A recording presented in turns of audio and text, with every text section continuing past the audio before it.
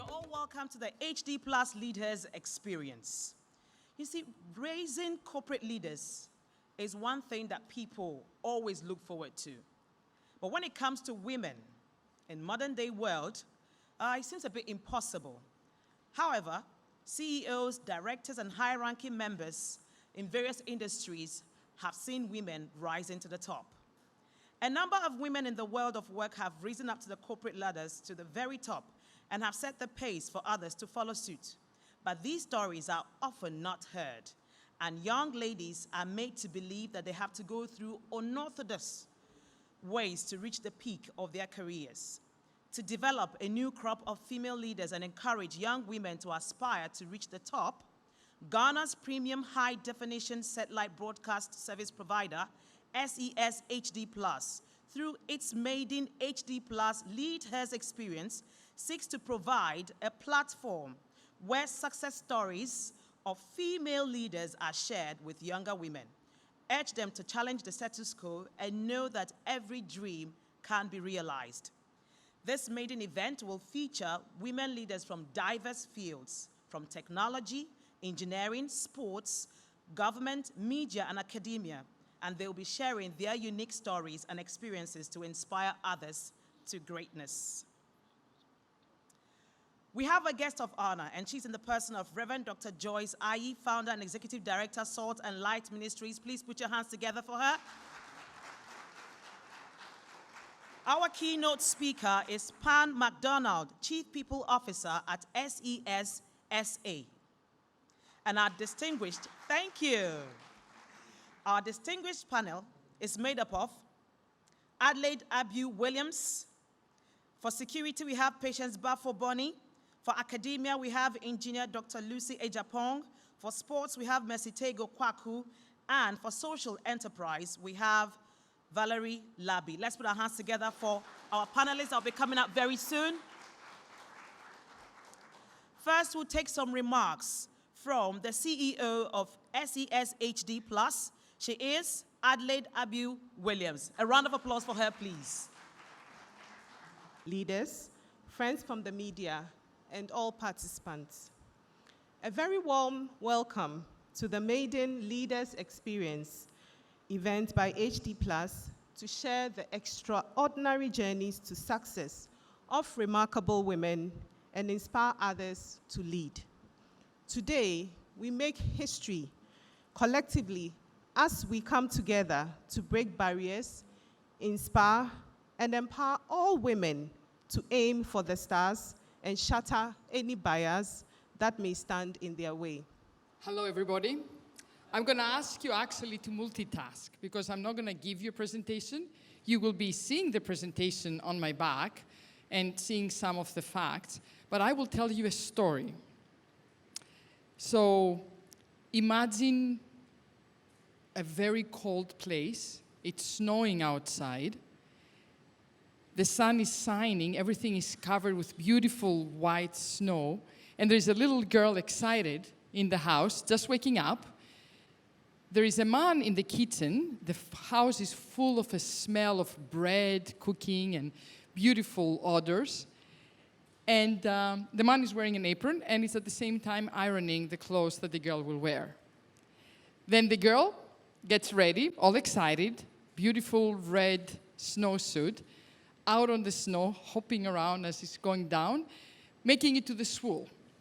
In the school, different things, different classes take place, and then about the middle of the day, they have the special classes.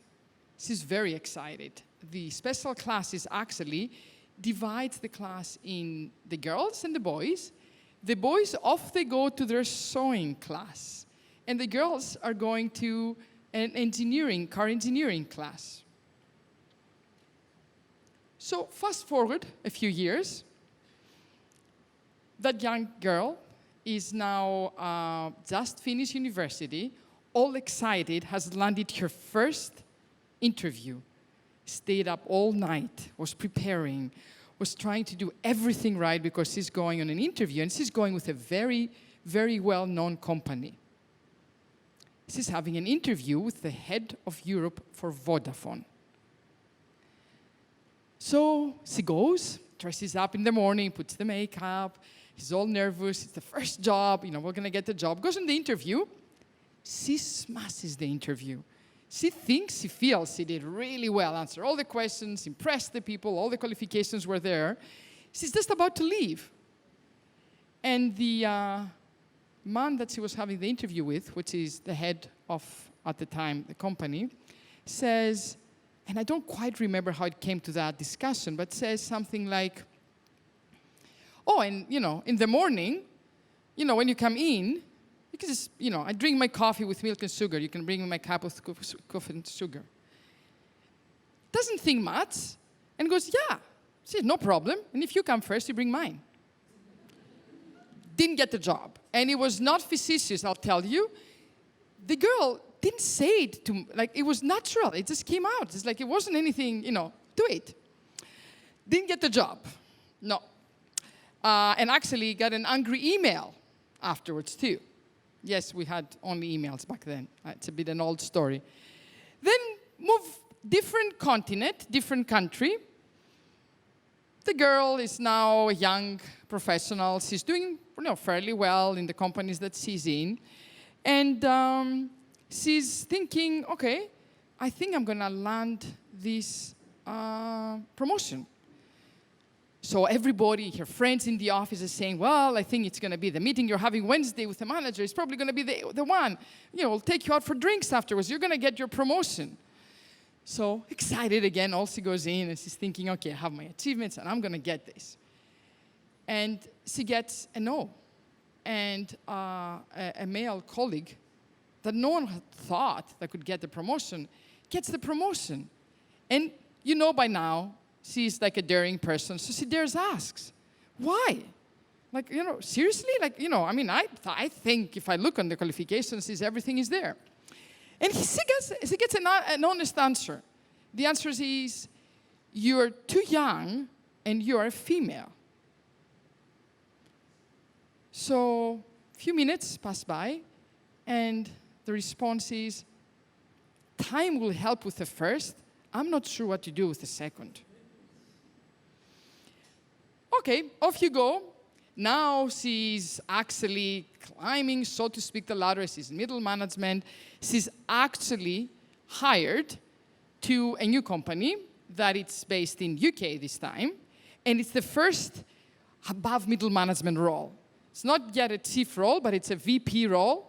One level below the CEO. The CEO is a woman in that company. There is a lot of women in the leadership team. She thinks, okay, I have it, right? How can it be anything? Now, her manager was not a woman, but, that's fine. So, when you go for your induction, there she's on the induction, and she fills up the different papers, and she does different things, and then it comes to the email. Right, this is how we do it. We have first name, we have surname, and then at blah, blah, burberry.com. Okay? Puts the name. The name is a very long, clearly not British name. It's actually very obviously a Greek name. Puts it in. Doesn't think much about it. A week later, the manager comes, and you can tell he's really uncomfortable. It's like, okay, it's a week. What could have gone wrong? The person hasn't even started working yet. He goes, well, it's not me, and it doesn't really doesn't represent me, but it's a perception thing. And he goes around and around and around, and just like the girl is sitting there baffled, like, well, get to the point, like, what is it? So he says, you're married, yeah? I'm going, yeah, the person is married. And your married name is MacDonald. Very British sounding name. But that person didn't change the name. We just kept the maiden name. There's no documentation on that name. Well, it's around 2008. So for some of you might remember that. There's a big crisis. And Greece almost went bust. So here comes the line finally out. You're going to have a very big budget. And you know perceptions are important. So, you know, Greece just stole money from everybody and you have a Greek name. Do you mind putting your married name on your email? Okay. You know, it's like, I guess so. I mean, I couldn't even just think. Gets better. The name goes in there. It goes everywhere. A month passes by. No payroll. Where's my payroll? Guess what? You cannot get a payroll unless you have a formal documentation that matches the name. That person doesn't exist as McDonald. Passports, things, everything. Well, you know, nothing. Took 6 months to get paid. So fast forward a little bit more and you come to today. That girl is obviously me. I was born in Toronto, Canada. That's the first scene. My dad and my mom were Greek immigrants there. My dad didn't have a pair of shoes till the age of 12. And they moved there, and my dad is 87 today, but I guess belonged into some of those people that didn't mean anything to him. He was the one, I remembered him all my life with an apron and cooking and doing everything at home. Didn't make any difference. Didn't even think anything. And that's an interesting story that I'm sharing because it's a reverse story than most people. I was lucky to grow up in a country that it wasn't even, people wouldn't even think about it. It's just not it's not an issue, I suppose. Like, it's just happening. And if you look on your statistics, it's probably the country that does have, you know, probably 50% of the parliament and 50, 60, it's just, you know, it's there, so to speak. We'll come to that again. And then I moved and lived in very many different countries. And that's just only a few stops of my trip and what happens. It took me by surprise. I was very old and I was coming from a very different background. I didn't know what was hitting me every time. Literally, the very first time when I made the comment about the coffee, it was a genuine comment. It wasn't sarcastic. So, you know, it took me a while, but I mean, I became very passionate about it because I have seen it both sides. I know how it is. And it's very hard to sit in front of people like yourselves and describe to you how it is. One of the times with my family, I have 3 children, by the way, 2 daughters, 1 son. We were living in Dubai. And my youngest one has never been to Canada. So the other ones, you know, there was TV and everything, and they were trying to explain to her snow. So they were doing a great job. Here's the movie with the snow, and the snow is cold, and it's soft. You can make snowballs, and it's going to be all fun. And she's a very calm person, my youngest one. So we arrive in Canada. It's Christmas. We get out. She is upset, beyond upset. What the heck is wrong with you guys? This has nothing to do with what you were describing. So the purpose of today, from where I'm coming from, is to actually make sure that you know what it looks like and make sure that we actually, one by one, start what I call a quiet revolution. Because I'm telling you, the picture exists and we can all be part of it. And it won't happen if it's just us, and it won't happen if it's just women. Even if all the women in the world will come together, of all colors, genders, ethnicities, it will be a lost battle. Just, you know, follow the history lessons. Every time that there was to be a change, you had to have your allies from everywhere else as well. So I'm really happy to see a lot of men in the room. And we need men and us together to make the difference. Ladies and gentlemen, with a round of applause, let us make welcome Dr. Reverend Joyce Rosalind Ayi, a.k.a. Auntie Joyce. And I like what Madam Greek MacDonald said. It's not just about us doing anything. We have to shape our world together because it is our world. We need to shape it together. And let me say that when we are raising male children, We have to let them know life does not revolve around them.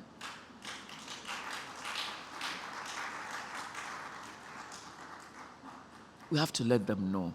And if we do it right, because they respect us as mothers, they will pass it on to their spouses. The perspectives are that there's so much talent around.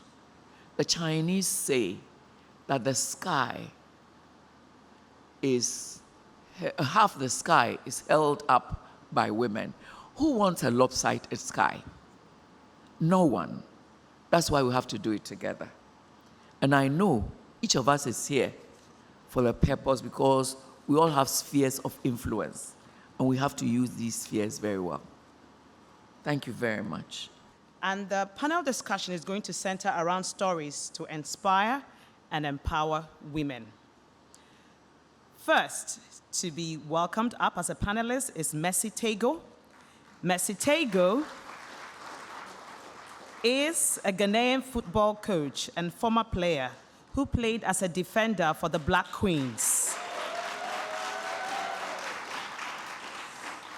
She represented Ghana at the 1999 FIFA Women's World Cup in the United States on club level. Mercy played for Bluna Ladies in Ghana. In February 2018, Mercy led the Black Queens to win the maiden edition of the West Africa Football Union in Abidjan, Côte d'Ivoire. As an interim coach, she was named full head coach in 2019. At club level, Mercy managed Amida's Professionals and Halifax Ladies in the Super League, but quit in 2020 to focus on the national team.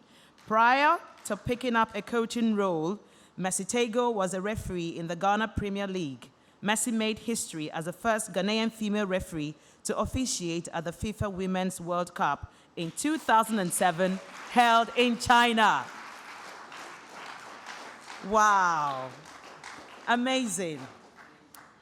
Up next, Valerie Labi is a serial impact entrepreneur dedicated to leveraging social enterprises to tackle the United Nations Sustainable Development Goals. She's currently at the forefront of creating an ecosystem for e-mobility solutions in Africa. She co-founded Africa's first e-bike manufacturing company in 2020, Wahoo, formerly Mana Mobilities. Valerie holds a BSc in economics from Southampton University and a master's in sustainability leadership from the University of Cambridge. Her career has spanned a variety of industries, including global financial services, telecommunications, and water and sanitation. Her accomplishments to date are driving social change through business were recently acknowledged when she was recognized as one of the 10 under 35 change makers in Ghana. Valerie was honored by President Obama, being awarded the Mandela Washington Fellowship for Young African Leaders, and further in 2019 when she was invited to become a member of the 12th class of the Harambean Entrepreneurial Alliance. Valerie currently serves on the advisory board to the Ministry of Foreign Affairs, the Netherlands, Inclusive Green Growth Department for their Valuing Water initiatives. Let's receive Valerie Labi.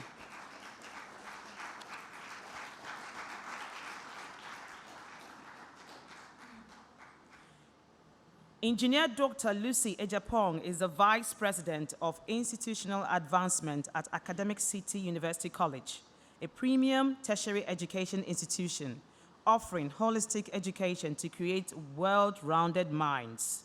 Dr. Ejapong has over a decade of specialized experience, conducted advanced academic and industrial research. She holds masters in aeronautical and aerospace engineering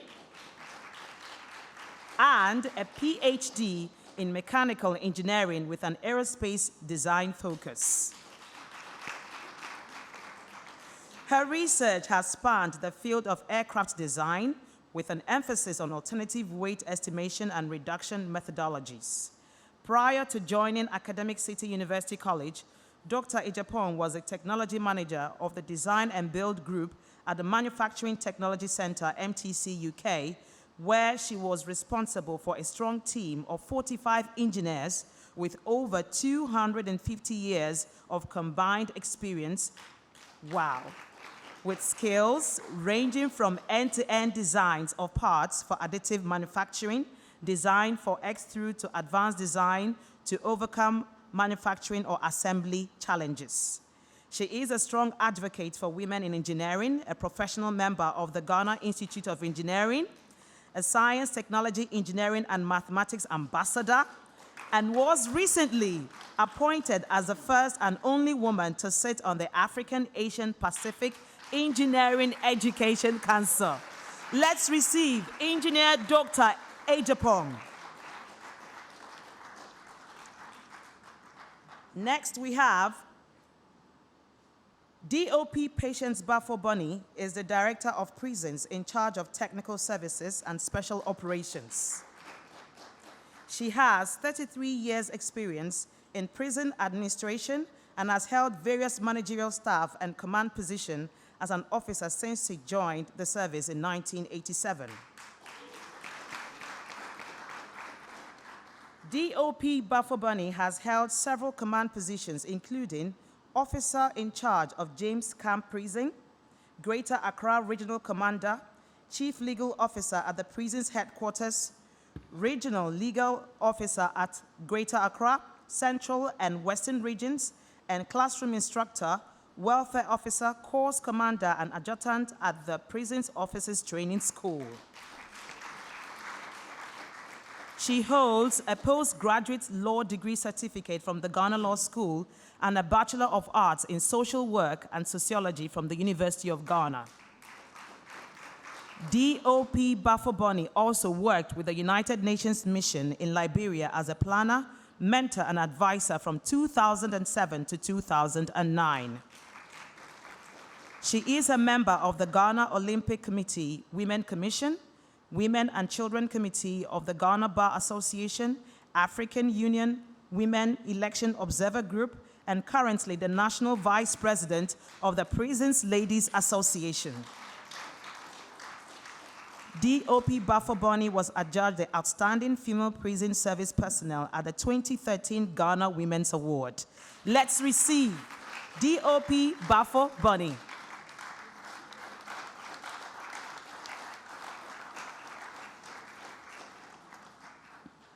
Up next is Adelaide Ahovi Abiu-Williams. She is the Chief Executive Officer of SES HD+. Adelaide was responsible for launching of HD+ in Ghana, where she successfully positioned the brand as a preferred choice for quality TV viewing experiences within the free-to-air satellite TV broadcasting industry in Ghana. Adelaide's career spans several commercial roles across the fast-moving consumer goods, manufacturing, telecommunications, mobile financial services, and satellite broadcast industries in Africa for multinational companies such as Vodafone, Nestle, and Diageo. Her extensive FMCG and telecommunications background and commercially driven approach to business has helped SES HD Plus develop strategic alliances as well as expand the success built over the past years. Let's welcome the CEO of SES HD Plus, Adelaide Ahovi Abiu-Williams. And now, this is the time we get to know who is moderating this panel, a time we've all been looking forward to. This person is a media mogul. And this year, this month, on the 11th particularly, she woke up and she made a post on Instagram where she said, exactly 15 years ago today, my first baby was born. Hallelujah! Standpoint is 15 years. 11th July 2008 to 11th July 2023.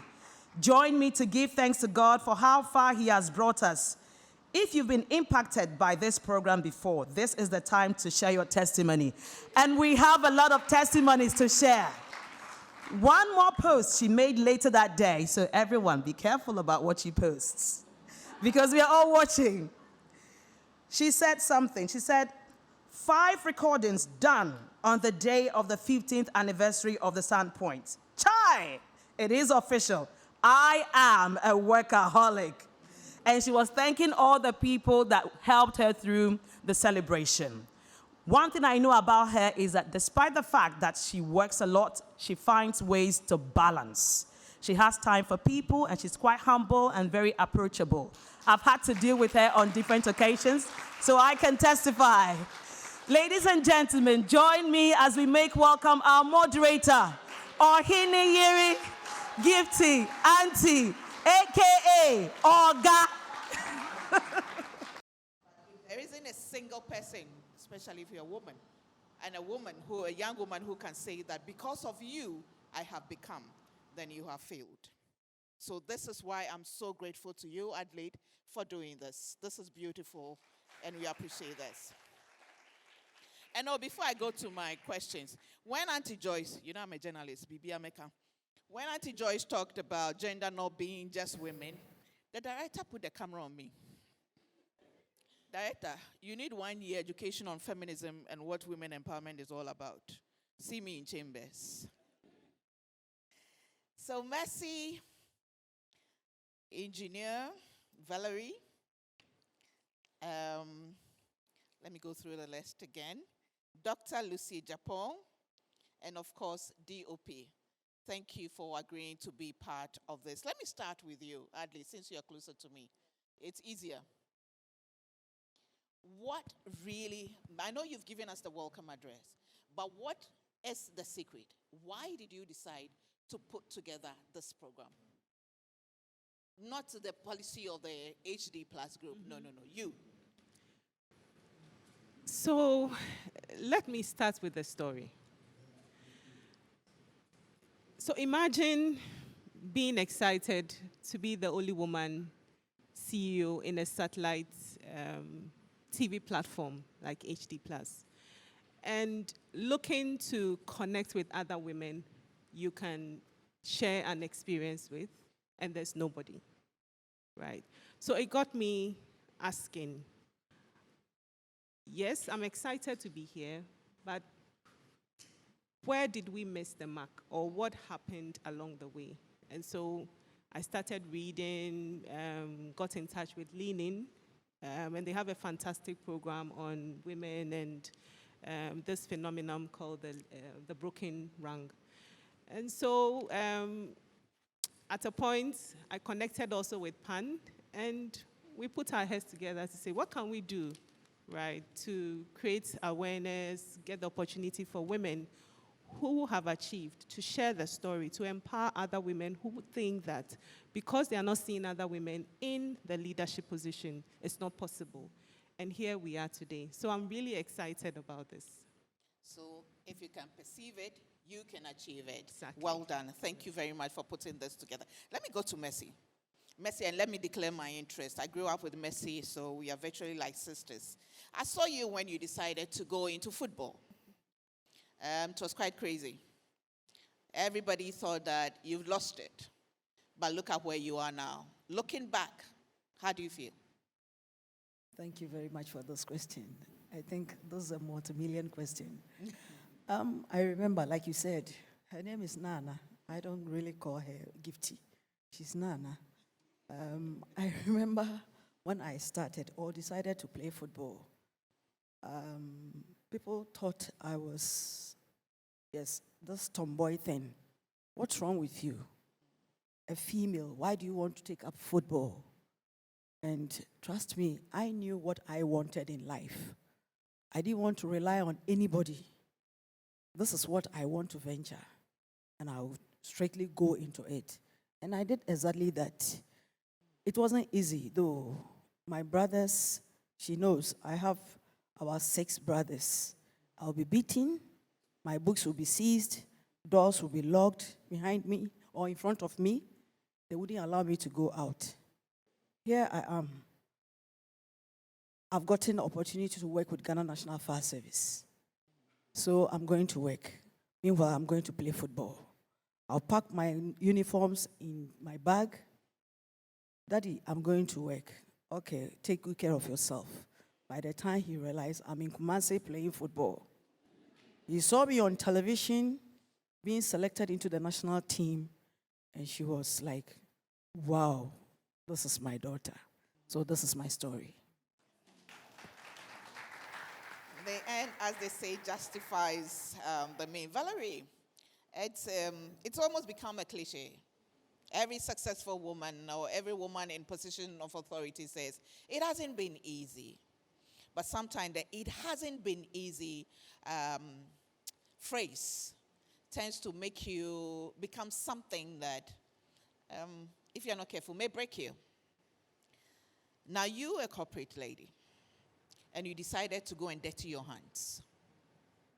Which one is your passion, your first love? So I think I've intrinsically, since I was little, been an entrepreneur. I actually started my first business when I was 12, and that was printing T-shirts. And so I've always had that kind of entrepreneurial spirit. But I guess I wanted to follow the crowd. So you go to university, you get a corporate job. So I actually started life as an accountant with EY.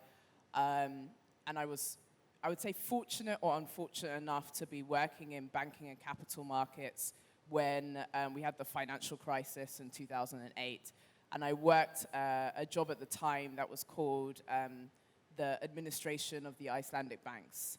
And I remember meeting a woman who had worked all her life in the bank, hadn't had family, had valued her shares. And we went into a session with her where we told her that her shares were worthless. So this is somebody who went from being like a millionaire to having nothing in the bank. And that was a very big trigger for me around what I valued and what I wanted my legacy to be. Because you could see that in that instance, she had made a lot of choices around how she could apply her talents that in the end, at the time, weren't right for her. So that was in London. I came to Ghana. And started looking at kind of social enterprise. So how could I use my talent for business, but align it with businesses that really could make a difference? And so I've had the opportunity now to found 3 different companies, all along the SDG focus. So companies that have a focus around water and sanitation. So before starting the company that I founded now, which is an electric vehicle company, I used to sell toilets in northern Ghana. So I think the other thing for me about not being in corporate is the diversity of being able to do business that has a social mission in various different industries, but still impacting society in a positive way. Wow. Well, permit me to say, but it looks like all the women I have here have a bit of very crazy ideas. You know, they feel they need to move from their comfort zone into the danger zone. But I guess that's what stands them out. Aerospace engineering. Aerospace. What are you doing here in Ghana? I know, Dr. right? Ejafon. That was a question I remember when I was going to the UK to do my undergrad. Anytime someone will ask me a question and say, what are you doing? And I say, I'm doing aeronautical and aerospace. They'll say, then you'll never come back to Ghana. But here I am. And I'm here because I remember the first time I went to one of the organizations that I work for, Manufacturing Technology Center. And we worked with aerospace companies. We worked with Rolls-Royce, the likes, coming up with innovative solutions for them. And I remember vividly because I entered that place and I said, I know why I'm here. I'm here so that we can go and replicate some of these fantastic initiatives back home in Ghana. So in 2019, I was part of 50 diasporans that were brought from abroad to come and talk about how do we bridge that technology gap. And that's where I met Professor Fred McBaganluri, and he said, Lucy, come and let's teach. Come and let's change what is considered the traditional approach to teaching engineering. Because if we really want to move our nation forward, we need to come up with people who can create, who can build, and who can actually help our nation transform. So that's why I'm here. And what has been your biggest frustration so far? Oh, okay, that's an interesting one, because I think when you first move back home is the slow pace, right? That is a bit frustrating. However, I think is my biggest frustration now, because I'm in academia, and I hope nobody shoots me for this, is trying to get new innovative curriculum through the traditional accreditation process. So you see so you see in the education sector, if you look at what is being taught in traditional universities, there are things that have been taught for the past 70 years. And if you look at the jobs of today and where we're going, the jobs that anyone, if you have any child in grade 1, grade 2, the jobs they are going to do or the problems they are going to solve, we don't even know their problems yet. So we can't teach the same way we've taught before. So we need to change that. So we've had a bit of battles with the powers that be to try and get new innovative curriculum through. DOP, I'll come to you, but let me go back to Valerie. Did you get we don't do things like that here? Yes, I think that's my everyday.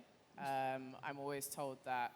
I think for me, sometimes I had to make choices about when to be comfortable being quote unquote unreasonable. Because if I always try and follow what people understand, there wouldn't be space, or I wouldn't have the confidence to chart a new path. So I think it's been really interesting just going through this journey, not just founding the company, but also starting to find, I think we spoke a lot about allies, having the right people around me who can challenge me, but also be able to kind of lift me up when I'm hitting those barriers, that it's not how it's done, it's not been done before. But I kind of enjoy it now. I think it's something that excites me is sometimes I can feel that people are uncomfortable by how I have ideas and I'm actually able to implement them, even in this environment where, as a business person, the economics don't make sense. But I think this is also a wonderful thing about being in Ghana is everything doesn't have to make sense. If you're committed and you know yourself, you can make it happen. Thank you very much, DOP.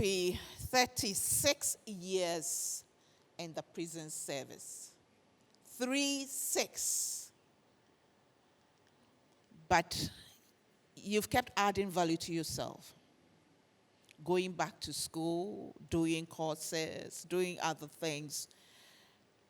How were you able to do that? Because we know how frustrating. I know, having a conversation behind the scenes, I said, I know you can't tell the full story, but I know, so I'll say it. I'm a policeman's daughter, so I know what happens in the security services. Thank you very much for the opportunity, and thanks, Adrian, for organizing this great program. I know my story will be useful to most of you listening. I turned 20 on the recruit course at the Prison Officers Training School, and it was just when I had finished my national service. So a very good friend of my mom, who was a nurse, came and told her, oh, we are recruiting 6 formers who will be given the opportunity to go back to school, so why don't you allow your child to go? But before then, in Sound used to be the headquarters of prison operations. And so my mother had a very good relationship with prison officers and staff. And according to her, her encounter with her made her feel that they were very humane and loving people. And she had 2 daughters. So in her mind, it's a place that I would be happy if I worked. My mother never thought of the remuneration or whatever. All she was interested in was my daughter being happy wherever she found herself.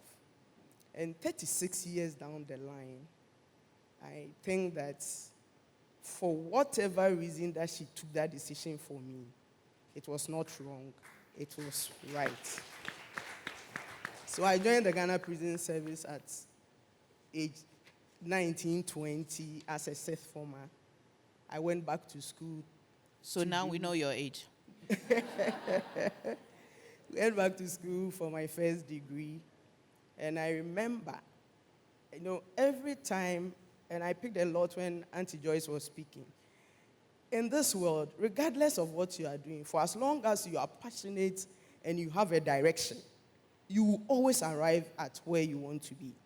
So I joined the service. I worked at different stations with my degree, and then got promoted as a commissioned officer. And at the time, I think I was working at the Kumasi Female Prison. So I realized the workload there was not much. Then I applied to go to law school. And at the time, I think we had only Makola to pursue the law program. And the first time I applied, I didn't get the opportunity to go to school. Suddenly, for no reason, the following year, I was transferred to Accra. And then I come to Accra. My children are with my husband at Kumasi. So after work, I realized there was very little I was doing. So that was when I just went back and told myself that if I'm in Accra, I don't even need permission of the institution to go back to school. Because at the time, they were running courses, evening courses for the law program at Makola. So I wrote the exam, I passed, and I started the course.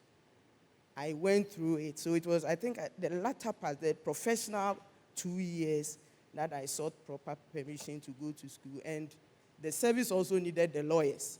So once I said I had finished with the first part and was doing the professional, I was given the opportunity, and then today I'm here. I want to add that as we grow up, we become products of our life's experiences. I had a father who was always telling me, I could change bulbs, I can do anything that boys do. So that was the kind of training I had. He always encouraged you. You have to be the best in everything you do. Because even if you grew up and you married, your husband wasn't going to be there for you throughout your life. So learn to be independent. And this thing kept, I don't know, but he kept reminding me of this situation every day, even until today. When he's conversing with you, he will remind you that don't stop what you are doing. Keep on with what you are doing. Improve upon yourself. And that is the message I have for all of you. Some of us always think that my father should have taken me through school and he didn't. And 10 years, 15 years down the line, you still blame your parents for not putting you where you should have been. But now you are working. So if it is easy, why don't you save and do something better with your life? So I think it's food for thought for all of us. Let's have a vision. Let's have a direction. And I believe that once you believe that you can do it, God will give you the strength and the opportunities to accomplish. That's a powerful point. Thank you very much, especially for our young ladies. That sense of entitlement. Someone should have done this. Someone should have done that. But what are you doing about it yourself? Adelaide, what role has self-sacrifice played in putting you where you are today? Depriving yourself of certain things and sacrificing. That's a tough question. And the reason... Don't worry, it will come to all of you. Yes. The reason why I say it's a tough question, I'm torn between, was it a self-made at the end of the day, or for me, it's more of, it took a village. And it started right from my childhood. I believe that I had good role models in my parents, right? So I would wake up in the morning, and my mom is already left for work. And at that age, I didn't understand, but she explained to me that, look, I want to build my career. She was actually sharing her milestones with me. So at a very early age, I knew that, okay, I could also work towards something and achieve it.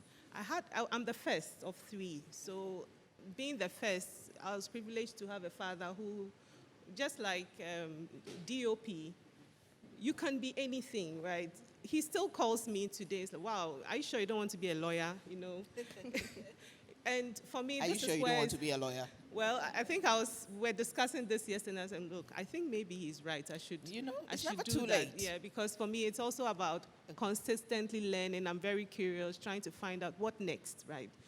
Dad, so don't give up. She will. Yes, so yes, perseverance and putting it at the back of my mind that everything that I touch must be well done, right? And it doesn't help being an analytical person also. I studied maths and statistics, right? Okay. I wanted to be an actuary. However, A nerd. However, because of the curiosity and trying to be good at any little thing I touched, my first career challenged my assumptions and my what I wanted to become. And so this is where I find myself. However, the more I think about it, I think that drive to continue learning, being the best, asking yourself, did I do it right? What can I do to make it better? Is the secret. Yeah. Okay, so you were fortunate to have parents who believed in you, who pushed you. Now, let me come to you, Messi, the rebel. If somebody watching you, sitting here listening to you, my parents are not supportive. They don't even believe in girl-child education or women excelling to a certain level or position in life. A woman, you need to settle, have children, be married, be the submissive wife. But this is a girl who wants to do something, who wants to be like Messi, who wants to be like Lucy, who wants to be like Valerie. You know, what would it take? Because for you, that was your journey. You had to do it on your own, dodging parents and all of us. Thank you. In my case, I think I was determined. I had something in mind. Yes, I was coming from a very good home, but I saw, growing up, I realized that there were some girls on the street who really found it very difficult to feed themselves. Parents were not available for them. They were not having life easy. And I said, I wanted to have the feel of how they feel. I wanted to test it, to get to that level that I was looking at that time. I had a friend called Eunice. Trust me, she eats only once, as at that time. She ate as at that time. She used to eat only once until she comes home with me. It will be very difficult for her to eat. And I was watching her steadily, and I was asking her questions. And I realized that it wasn't her fault. It was all because of a broken home. For women, and we have complement for men. That meant that if there were, let's say, 20 vacancies, the slot would be for 17 men and 3 women. And so I remember when I passed out from the training school and I was going to be promoted to a sergeant at the time. The story was that we didn't have the complement for women. And so my male counterparts would be promoted, but I would have to wait for the vacancies to drop for me to fill. But because the prison environment, there were some women ahead of me. So that quickly became an issue. And the argument was that if they've all gotten the A-level certificate and are due to be promoted to the next rank, one person was not going to affect the complement. So add her to the list. And that's how come I got the promotion to that next rank. But the practical example I want to... But you earned it. I earned it. It's not because, No, tokenism kind of. No, you earned it. Yes, and to add to this story is the fact that, you see, whether we like it or not, the stereotyping will be there because of our sociocultural environment.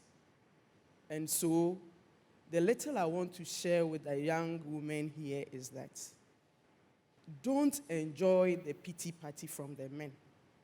You see, what I have observed over many years is that when we are working with the men, there's a very high tendency of us to be enjoying, oh, she's a woman, she can't do this. Oh, this one is a woman, let the men do it. And after you've enjoyed that thing for a very long time, the opportunity comes for promotion, and it's like, oh, she can't do it. And truly, truly, you haven't proven to be able to do it. So what I'll share with all of us is that carry your referee to the ring all the time. Prove yourself all the time. And be remembered for the impact you have made all the time. If you are able to cut that niche for yourself, you'll be sought after. And then it will not be seen as, oh, we are doing you a favor, we are doing you a favor. Because most of our problem as women has been that when we have to enjoy, we are very quiet, we enjoy, and when it is the same thing is used against us, we tend to complain. Be the woman of substance that you are, and allow the system to judge you for who you are, not the pity party. Thank you so much. Director, am I taking questions or we are rounding up? Are we taking about 2 or 3 questions? Okay. Adelaide, whilst Adelaide rounds up, I need a clarification. Am I taking questions or not? 3 questions. Okay. So there's also one advice I would like to give, and this is the opportunity. When the opportunity comes, take it, whether you are prepared or not. When you are asked, do you want to be part of it? Say yes, and then go and find out, how do I make it happen, right? Because on the male side, what we see is that whether they are 30%, 40%, 50% ready, when the opportunity is presented, they quickly grab it. But for a woman, you want to check all the boxes, probably ensure that you are 99 or maybe 80% before you take it up. But my advice is, when you get the opportunity to join a project, a committee, say yes and find out what it takes to deliver that objective. What I can tell you is that as a woman who's worked with women for 26 years, hosted a platform and given a platform for women for 15 years, sometimes you need to understand that women are also human beings. They have their emotions. We are all different. There's a powerful woman who happens to be in this room. She's been my greatest critic, and she's been my #1 supporter and motivator. When Auntie Joy decides to descend on me, no mercy. And when she's giving me love and directing me, no mercy, no difference. But you need to be discerning. You need to be humble. You need to be willing to learn. Sometimes what you interpret as being tough is redirecting your path. Because some of us, we didn't have that motherly figure who were educated or who were enlightened in positions of authority to guide us. So when we have women like this, everybody's leadership strategy is different. She might not hate you. She might want you to work harder. Or sometimes, naturally, she's not a nice person. And that's fine. Be what you hate to be done to you. I stayed at, my young man, GBC, for 17 years before I left. People kept saying, what are you doing here? I said, I'm learning to be the boss that I would want to have. So be the change, as Auntie Joy said. Be that, and I think Pav said it. So you change the narrative. What you do not like, don't do it to anybody. And finally, if you are not lucky to be married to a nice man, a supportive man, a strong man, be like Abigail. Go and read about Abigail. Be wise and rise to save your household and stand for your household. It doesn't mean be rebellious, but read about Abigail in the Bible. What she did, God took care of her husband, but she decided that I will not sit and relent whilst David and his people approach my household, because when they come, they will finish everybody. So I will not, quote unquote, let my husband's wickedness and foolishness lead us all to perish. A word to the wise. Thank you very much, ladies. It's been wonderful. Keep inspiring. Keep sharing your true stories. And I believe that some woman or young lady out there will meet you one day and say that, I listened to you at the HD Plus LeadHERS Xperience, and you inspired me and you empowered me. God bless you.